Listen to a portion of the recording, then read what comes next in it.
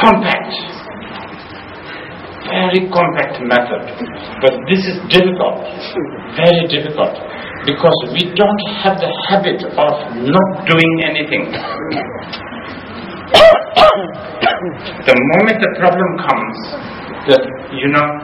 this is why the shamatha is the greatest, one of the greatest method of not doing anything. You are just supposed to not do anything.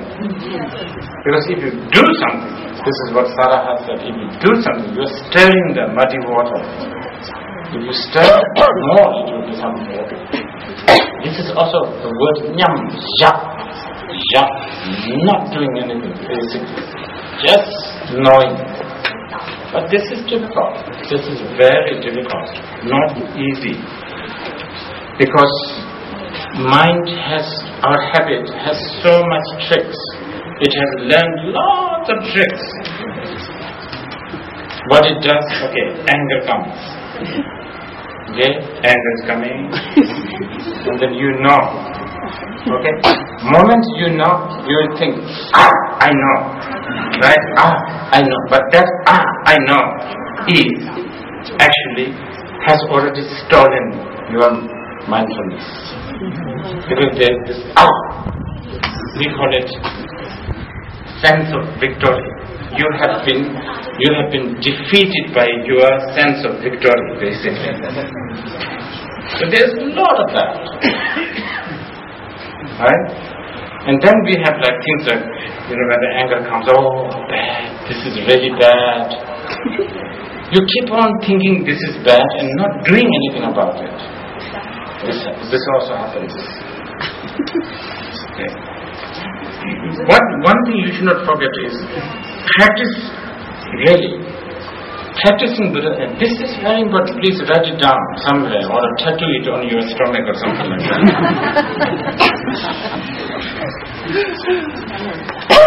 Point of Buddhism, the ultimate, eventual point of Buddhism is not to make good karma. One line. That has to be on your, somewhere on the chest or something. Tattoo it, Point of Buddhism is not to create good karma.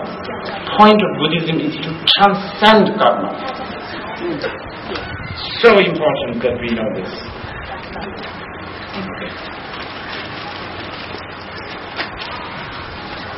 Thank you for your teachings, Rinpoche. Actually, don't tattoo, please.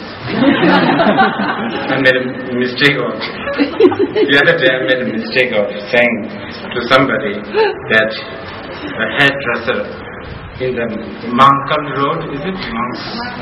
Mankal Road is actually where Naomi Watts visits. It's a really, really good hairdresser, and someone actually went there and cut their hair. Could you explain why Manjushri put these sentences into conditional form? Why Manjushri put these sentences into a conditional form? Why didn't he just say, don't be attached to this life, don't be attached to samsara, don't be attached to yourself? Just because, pit instructions are like that. Pit instructions are made into categories. It's just easy to... It's a bit like a shelf. Coat hangers and stuff like that. Easy to sort of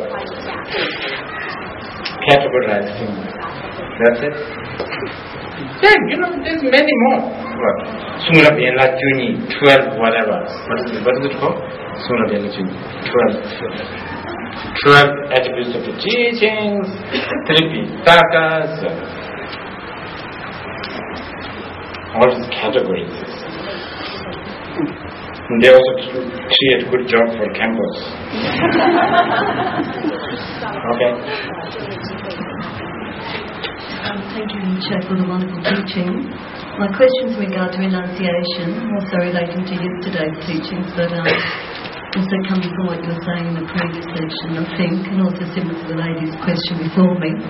Renunciation is a term that I've often struggled with and I don't practice very well. I understand renunciation to be something like getting to know samsara, sufferings, the confused mind states we get in, the constant this immersion we're in, and then to abandon this suffering. My question is to do with abandonment. You said a few days ago when referring to meditation, Buddha said, never said to abandon, but to get to know the suffering. So my question is in regard to renunciation, how does abandonment or non-abandonment... It's an expression. For the Tibetan word, there's a really nice Tibetan word called Krola Ningbo Meva Tonga Ningbo Meva. This is something that we need to emphasize. I think many people, when we talk about the renunciation, you think about something that looks good and beautiful, but from the religious point of view, it's very sacrilegious to have it. It creates a sin. Let's throw it. It's not that kind of renunciation.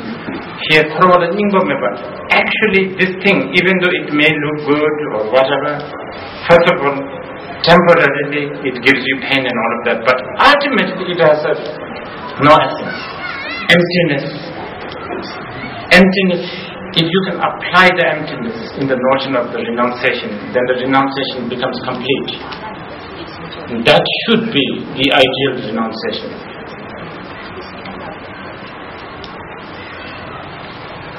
Rinpoche, thanks for teaching. And I have a question from yesterday. I was completely happy when I heard yesterday morning you were talking about the modern world, right? You said that we need to change our value when we think in the modern world, and that there's something different, that we not can go all to the caves and sit there for 6 years to be enlightened or to getting closer. So I'm looking a little bit more examples. It's like, just think about somebody who's a business guy, working like 12 hours a day, is a salesman, has a big sales team, is responsible for those people. So he has to fight for the business, right? Because there's competition there with another sales guys who also want to have the same business. So somehow he needs, I want to use that word fighting really, because it's sometimes really to fight the competition. And on the other hand, he has to develop his people, right? So that they also have a career in their life and that they can make a living. So two questions is really like, what kind of examples we can have there. It's a little bit, for me, I need some more, as a beginner especially, I need some more ideas how I can put that when I go back to Germany, into my practical life without asking if I can, rent your cave. And on the second question is probably, is there somebody else in the industry, who is already also enlightened, and I don't want to say it's rich, but has a lot of numbers on his bank account. Okay.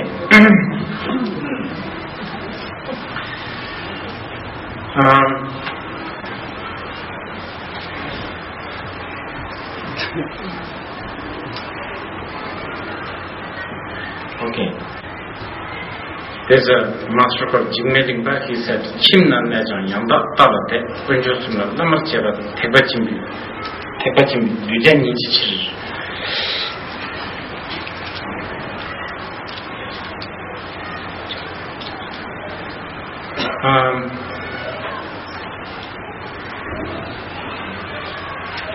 And since you are asking me,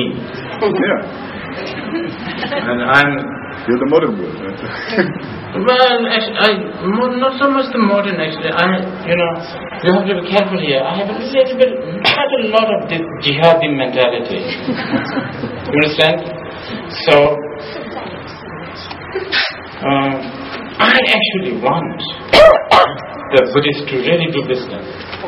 I want them to be president. I want them to be prime ministers. I really want... I have some strange visions. I have a vision that in 50 years, if 5 of the US Senate are practicing Buddhists, world will change. You understand? Mm-hmm. Things like that.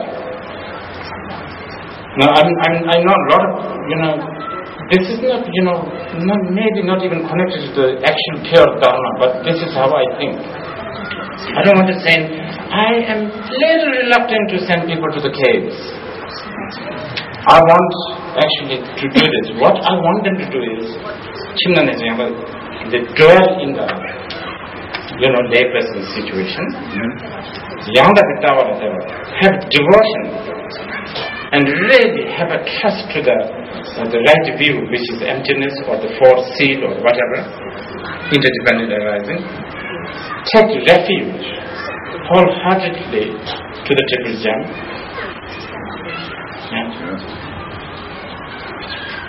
Okay.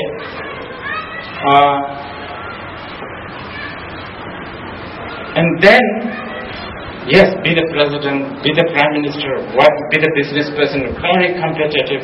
But once you have this, especially Yanda Pitawa, the right view, what will happen is you will be actually much better business person. Look, this is what will happen. You will plan. You will have this. You will plan. And because of the right view, your other side, one part of you will tell to you, it might not work, whatever you are planning. Your competitor doesn't know this. They are so blind, it will work. So you actually end up making plan A, plan B. Whatever plan you make, you are also ready that any of this will collapse anytime. You understand? So this way, what will you end up become? Is you will become a successful, reluctant president, successful, reluctant prime minister, successful, reluctant businessman or woman. And this is what I think you should aim for, if you are asking me. Okay. Do you see that there is already someone in the industry where we could watch for or to listen to?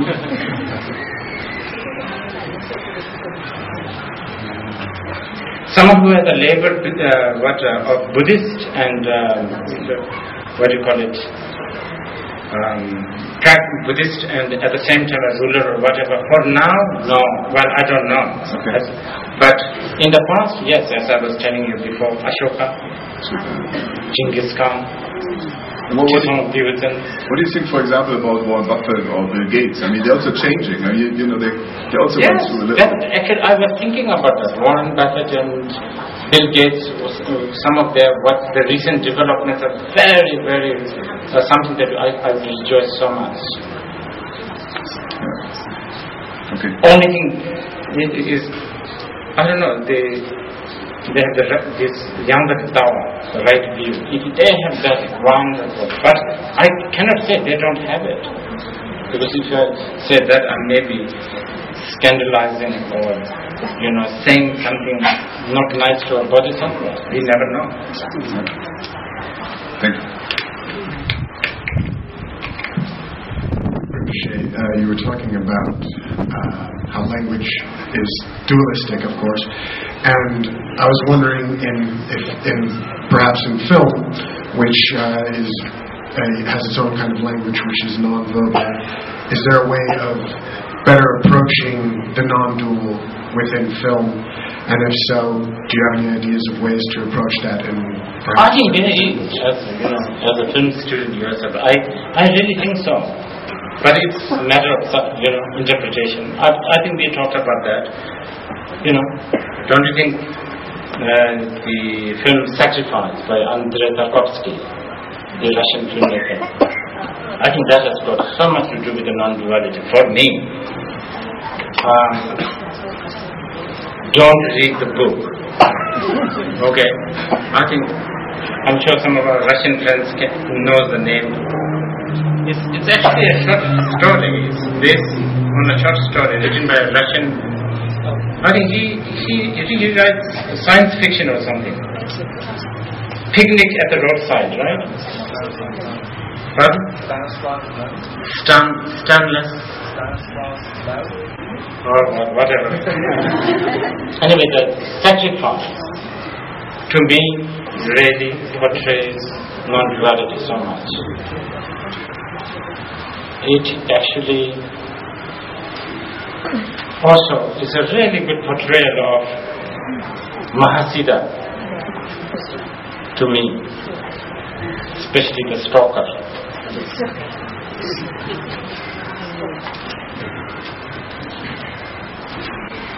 But I have to tell you, it is very, very slow. Something like 2 hours of nothing really happening.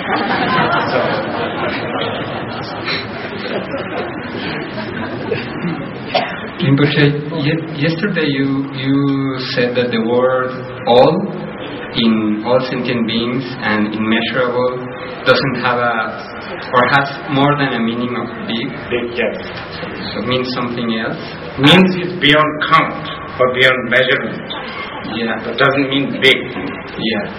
But, or all. Yeah, I mean beyond, but how can we apply that into a meditation of the four immeasurables? Like, I was saying, because sometimes we discourage ourselves, think, all sentient beings, Kathmandu alone has few million. That's impossible. We think it like that.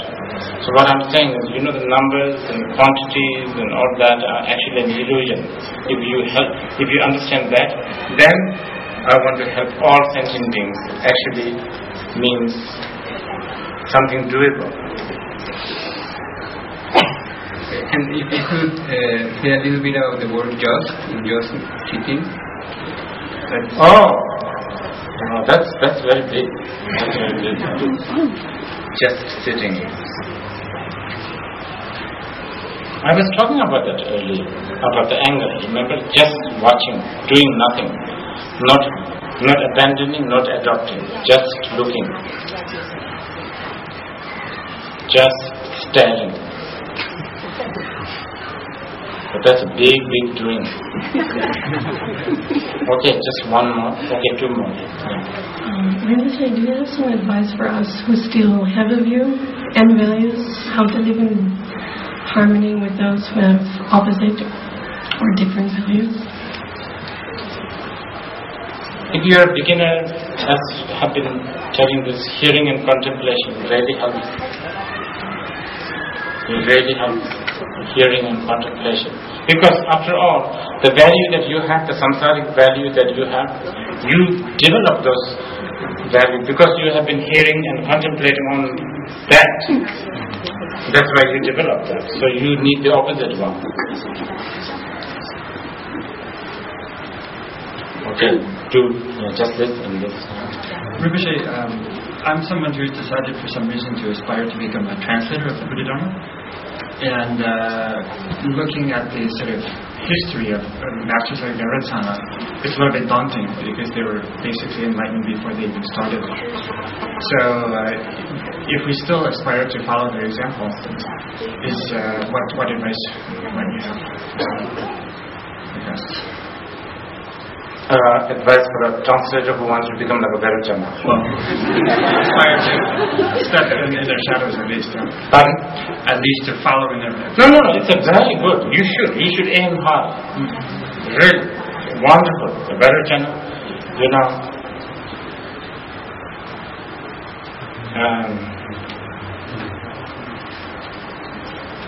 I think Gindin Chapel again. Let's go back to Gindin Chapel. He's good. He's really good. There's a shloka called Dungokanda Senihaja Satsama in the Pranam. It's so beautifully composed actually in the Tibetan when we read. And the Gindin Chapel said, when he read it in the Sanskrit, word by word, first glance in Sanskrit, Gindin Chapel is very good in Sanskrit. When he read this in Sanskrit, what he read in Sanskrit, word by word, it's actually kind of different. So you think that it's a mistranslated by Vajrayana, but then if you really carefully read it, everything what is in the Sanskrit is there, but yet it is so beautifully done. So Vajrayana definitely one of the, you have the right model. Again, as bodhicitta, of course. It's the alchemist, remember? So, become bodhicitta, try to become translator, not only this life. I think we need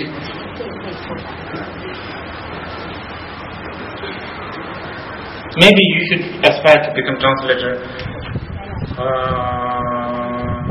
10 more lifetimes. besides that, you're recommending to focus more on the meaning than the words? Meaning than the word? I think so.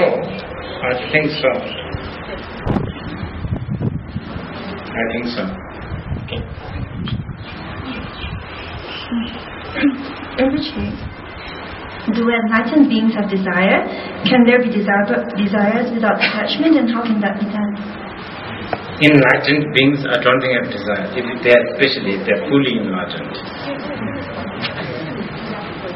So can there be desire without attachment, and how can that be done if so?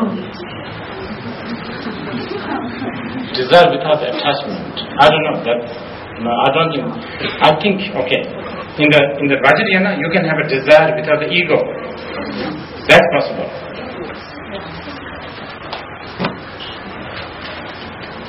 But desire and attachment is kind of similar. But desire without the ego, yes. But that's a tantric stuff. We don't want to bring it here. We are Mahayanists, remember? What is this tantra? I don't know.